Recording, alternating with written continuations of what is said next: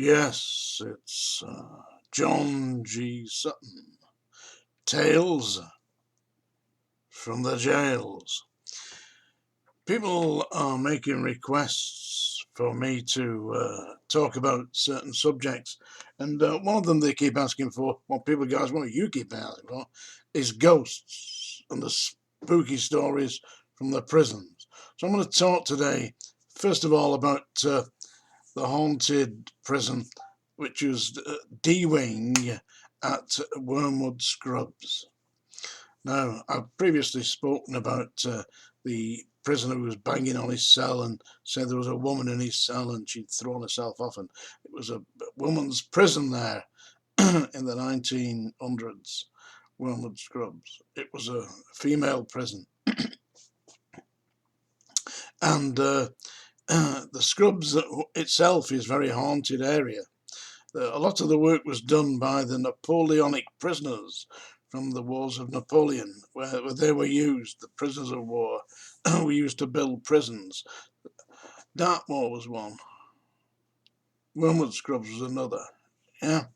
And listen, I was working on D Wing, and D Wing's a big, long wing. They're all four big wings in Wormwood Scrubs. They're not like, it's not a rotunda with all the wings spreading out. They just set out like that. A wing, B wing, C wing, D wing, yeah? I was on D wing, and it was the lifers wing when I worked there. And it would be, I was on nights, yeah? And it would be probably about 2 o'clock in the morning, maybe 1:30 in the morning, something like that. And what you had to do, you had to patrol the landings, yeah?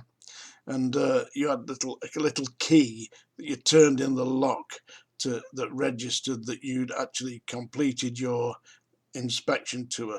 There was one right at the top, one right at the bottom, on opposite sides. Yeah. So every half an hour you had to do this, either the top or the bottom. Yeah. And the problem I mean, you're completely alone. You're nobody else around. Everybody else is locked up.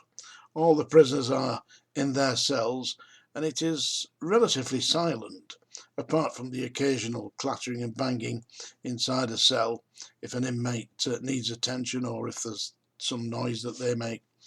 But generally speaking, uh, after midnight in the Scrubs, it's dark, it's cold, and it's very haunted. I found that when I was walking round D Wing, don't forget, still, and it's freezing in that place, and it's silent, except you would hear footsteps. So I'd be walking up the metal stairs to get from, say, D3 landing to D4 landing, which is the top landing, yeah. I'd get to the top landing and stop and look round. I could still hear the steps, not my steps, but whose were the steps? And everywhere I went, following round the thing, I'd walk forward. It could not have been an echo. I mean, because it was just like different pace to my steps. I mean, I knew my pace, dum, dum, dum, nice and steady, but these was pitter-pattering footsteps, like little tippity-tappity footsteps. So you're walking along and you stop, and still you can hear somebody approaching behind you in the middle of the night. There's nobody you could turn to. I mean, nobody to there to say, can you hear that too? Because you're on your own, basically. I did mention it to other members of staff. They said, yeah, we've heard that, we just ignore it, But I mean, me being rather sensitive, I mean, I am, because I've been switched on as a psychic for a long time, and I could hear these footsteps. So D Wing is very haunted. I didn't actually see the spirits. You could see shadows moving, but you didn't actually see a materialized spirit or mist. Very often you get an ectoplasmic mist. Now, I did see an ectoplasmic mist in B Wing at Wormwood, Strangeways. B Wing, B1 landing, that's where they had the execution set. And many nights when I was working there, I'd see it was like an ectoplasmic mist right at the end. And that is usually when a spirit is attempting to materialize.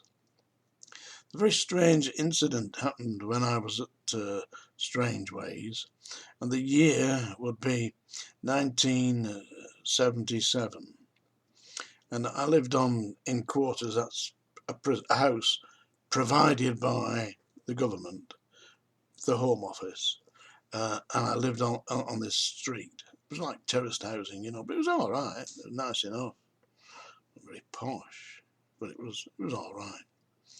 And down the street there was a family that lived there, and he was a senior officer, I think, or a principal officer, and he had quite an extended family, about 4 or 5 children, and they were living in the house, and he went away on holiday, and the children were left in the house.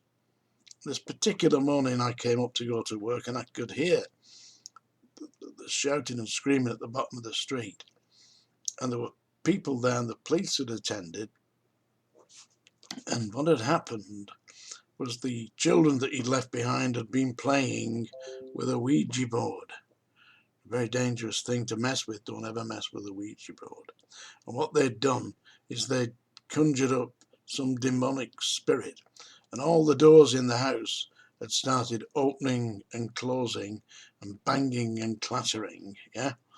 And the windows some of the windows had smashed, and by this time the young people, they weren't children, they were like 17, 18, but they were left in the house on their own. They didn't know what to do. The neighbours couldn't understand what all this noise was about, the immediate neighbours, and they'd phoned the police. So the police had come, and they were there when I was getting up to go to work in the morning at 7 o'clock, because they were still trying to fathom out what had happened in this haunted house. That's what had happened, because they'd conjured up some demonic, a discarnate entity. Now, you see, the thing about discarnate entities, a lot of them have never been actually alive. They're not ghosts, they're like poltergeists. And poltergeists and demons have not lived as human beings. They exist in another dimension. When you start messing about with something like a Ouija board, and you start saying, "Is there anybody there?" suddenly there will be somebody there. But they're not there to help you. They're there to deceive you and to lead you into darkness and to do damage.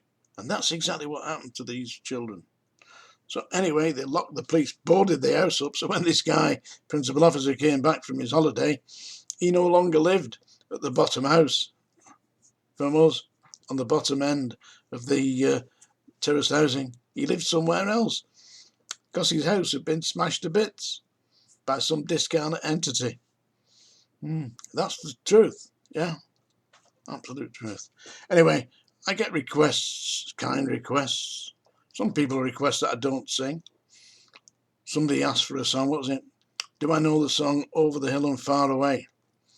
Well, if I did that, you wouldn't be able to hear me, would you? So anyway, somebody asked for My Way. Thank you very much for that. It's a little bit, I'll get round to it, So in the meantime, I thought I'd do you a little song here that I particularly like. I'm not going to do all the lot. I'll do 2 verses. Yeah, it's called Whiskey and You. There's a bottle on the dresser by your ring, and it's empty. Right now I don't feel a thing. I'll be hurting when I get up off the floor, but I'll be over it by noon. And that's the difference between whiskey and you. Come tomorrow, I can always get me more. Ain't a problem, I'll just go into any store. your forgiveness.